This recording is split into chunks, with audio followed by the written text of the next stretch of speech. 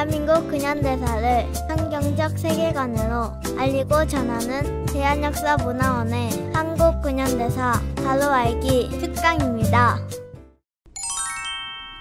건국의 걸림돌, 공산폭동. 지난 시간 1948년 4월 3일에 일어난 제주 4.3 사건은 항쟁도 국가폭력도 아닌 50 총선거를 무산시켜 대한민국 건국을 방해할 목적으로 일으킨 공산폭동이며 무장 반란이라고 했습니다. 하지만 현재 4.3 사건은 폭동을 일으킨 가해자가 피해자로 폭도와 맞서 대한민국을 수호한 군인과 경찰은 가해자로 완전히 뒤바뀐 상태입니다. 오늘은 4.3 사건 역사 왜곡의 전말을 살펴보려고 합니다. 4.3 사건 역사 왜곡은 어떻게, 어디에서 시작되었을까요? 2000년 1월 12일 4.3 특별법이 제정되고 2003년 10월 15일 제주 4.3 진상보고서가 만들어졌습니다. 4.3 진상보고서는 이 왜곡을 주도한 매뉴얼이라 할 수 있습니다. 4.3 진상보고서가 말하고자 하는 핵심은 첫째, 4.3 사건이 국가폭력이라는 것이고 둘째, 4.3 사건에는 남노당의 개입이 없었다는 것입니다. 이 두 명제는 분명한 거짓입니다. 이 조작된 보고서의 등장 이후 4.3 사건은 폭동 반란에서 민중 항쟁으로 그 옷을 갈아입었고 이제는 대한민국 국민의 대다수가 4.3 사건을 민중 항쟁으로 받아들이게 되었습니다.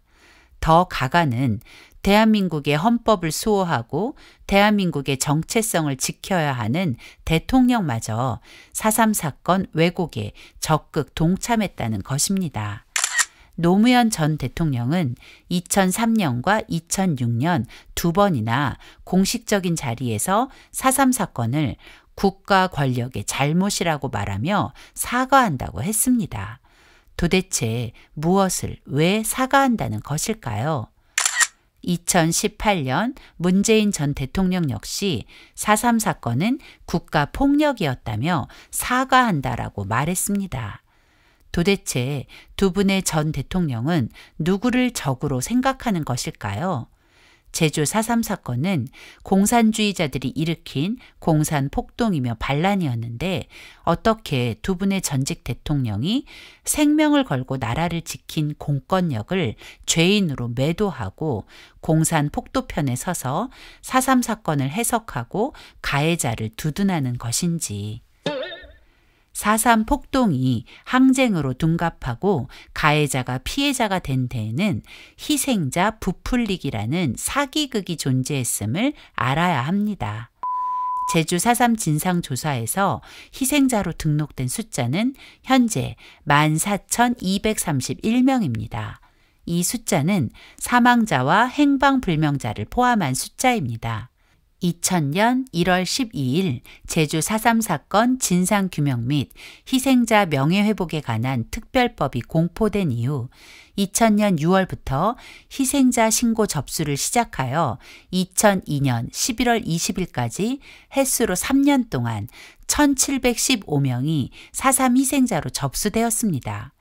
생각보다 턱없이 적은 수에 놀란 노무현 정부는 이 희생자 숫자를 인정하지 않고 희생자 접수 기간을 2014년 5월 24일까지 약 12년을 연장하여 4.3 희생자 추가 신고를 받은 끝에 14,231명이라는 숫자가 나오게 된 것입니다. 12년을 연장하여 14,231명이라는 숫자가 나오게 되기까지 어떤 일이 있었던 것일까요? 역사 왜곡을 주도하는 4.3위원회 입장에서는 1715명이라는 숫자로는 역사를 뒤집을 수 없다는 것에 위기의식을 느꼈고 12년 동안 희생자 신고를 독려하여 지역별로 희생자 접수 할당량을 지시한 것입니다. 제주도에서 읍면으로 다시 읍면에서 동네별로 희생자 신고 할당량이 내려지자 동네 이장들은 4.3 사건 당시 죽었다는 사람은 무조건 희생자로 신고하는 어처구니 없는 일이 벌어졌고 그렇게 1715명에서 14,231명으로 4.3 희생자가 불어나게 된 것입니다. 즉, 4.3 사건 당시 병에 걸려 죽거나 사고로 죽어도 이사를 가도 하물며 그들이 폭도였다 해도 죽기만 하면 희생자 명단에 들어갔다는 뜻입니다. 그러다 보니 가해자와 그 가족들이 희생자로 둔갑하고 4.3 사건과 무관한 사람도 4.3 사건의 희생자가 된 것입니다. 이것이 사기가 아니면 무엇일까요? 더구나 국가가 주도한 사기극이라니 정말 어처구니 없습니다.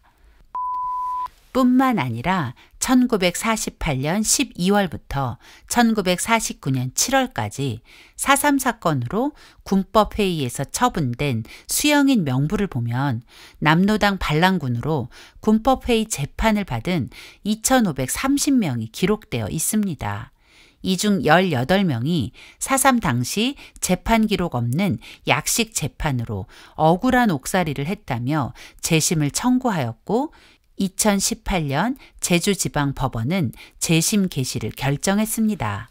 사실 이들은 명백한 남로당 반란군임에도 공소장이나 공판 기록, 판결문 없이 수영인의 신분으로 교도소에 구금됐었다는 이유를 들어 재심을 청구했고 제주지법은 당시 재심 청구인들이 교도소에 구금된 것이 유죄 판결에 의한 것인지 군경의 임의적인 처분으로 불법적인 구금이 이루어진 것인지 의문이 있을 수 있다며 재심 개시를 허락한 것입니다.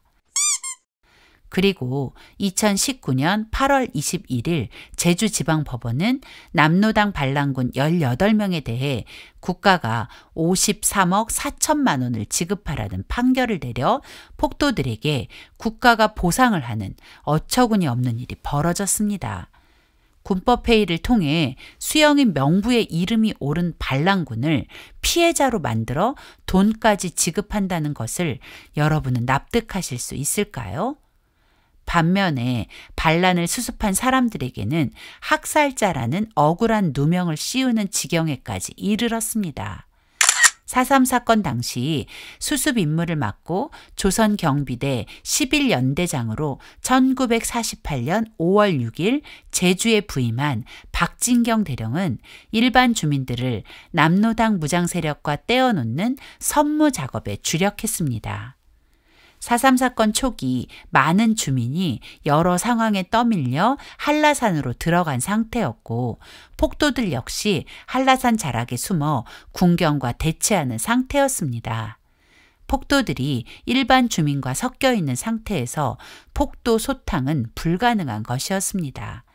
그래서 박대령은 폭도들의 토벌보다는 입산한 주민들의 하산 작전에 중심을 두고 주민들을 남로당 무장세력과 분리해 일반 주민 구출에 힘을 다했습니다. 박대령의 이런 시도로 폭도들의 입지가 좁아지자 남로당은 문상길 중위에게 박대령 암살을 지시했고 박진경 대령은 6월 18일 새벽 남로당 프락치 문상길 중위에 의해 목숨을 잃게 되었습니다. 그런데 현재 대한민국 정부 수립을 방해한 남로당 무장세력과 싸우다 암살당한 박진경 대령은 학살 주동자로 몰려 비난받는 상황에 처해 있습니다. 박대령 암살범들은 재판 과정에서 박대령의 30만 도민에 대한 무자비한 작전 공격에 불만을 갖지 않을 수 없었다고 주장하지만 그것은 명백한 거짓입니다. 박진경 대령은 양민을 학살한 게 아니라 죽음에서 구출하려 했던 것이니까요. 하지만 한번 기울어진 역사는 박진경 대령을 학살자로 만들어버렸습니다. 그 결과 제주도 충원묘지에 있었던 박진경 대령의 추모비가 찾기도 어려운 도로변 외딴 곳으로 옮겨졌고 역사의 감옥에 가두다라는 제목의 철창 감옥을 만들어서 박진경 대령의 명예를 훼손하고 있습니다. 반면 박대령을 암살한 암살범 문상길 중위는 영웅으로 만들어버리는 치밀한 역사 왜곡이 지금도 계속되고 있습니다. 4.3 사건 당시 2대 폭도 사령관이었던 이덕구는 공산주의 나라의 건국을 꿈꾸고 대한민국을 향해 선전포고를 한 반역자였지만 현재 제주도에서는 영웅 대접을 받으며 이덕구의 죽음을 추모하고 있습니다. 사련이 숲길에 가면 이덕구의 은신처를 4.3의 유적지로 기념하고 있습니다. 이덕구의 은신처에는 이런 글귀로 이덕구의 죽음을 추모하고 있습니다. 아무런 이유 없이 억울하게 죽은 것이 아니라 죽어서 아무런 이유가 없어져 버린 것이 억울한 것이다. 제주도에는 2대 폭도 사령관이었던 이덕구의 가족 묘지가 잘 꾸며져 있고 지금도 많은 분들이 이덕구를 추모하며 찾아오고 있습니다. 4.3 역사 왜곡은 제주도를 4.3의 성지로 만들었고 제주 4.3 평화기념관은 각종 거짓으로 도배되어 대한민국의 정체성을 파괴하는 장이 되어버렸습니다. 4.3 평화기념관에 다녀온 사람들 마음속에는 대한민국은 태어나지 말았어야 할 나라가 되고 건국 대통령과 공권력은 학살자가 되어 증오의 대상이 되는 것입니다.